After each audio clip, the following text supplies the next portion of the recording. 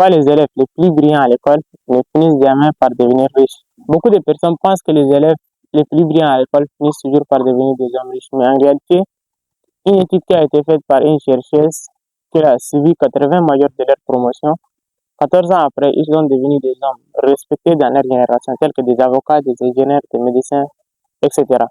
Mais personne d'entre eux n'est devenu riche. Pendant ce temps, leurs collègues qui se trouvent avec de notre moyens à l'école sont devenus des propriétaires d'entreprises, des hommes qui possèdent de grosses fortunes.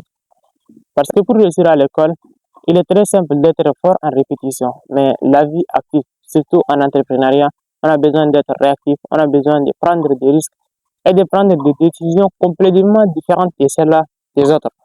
C'est pour cela que les grandes personnalités ont eu des problèmes à l'école, tels que Steve Jobs a quitté le système éducatif à l'université, mais fini par devenir l'ancien directeur général d'Apple, tel que Thomas Edison. Il était complètement renvoyé de son établissement parce qu'il était l'élève le plus stupide, mais finit par devenir un inventeur américain et celui qui a inventé même l'ampoule électrique. Les notes ne sont pas importantes. Le plus important, c'est de continuer à apprendre, à développer ses compétences et de passer à l'action. Si tu veux devenir riche financièrement, ne te limite pas aux notes. Apprends, prends des initiatives et construis ton propre chemin. Abonne-toi pour plus de conseils sur le business et réussite. Merci.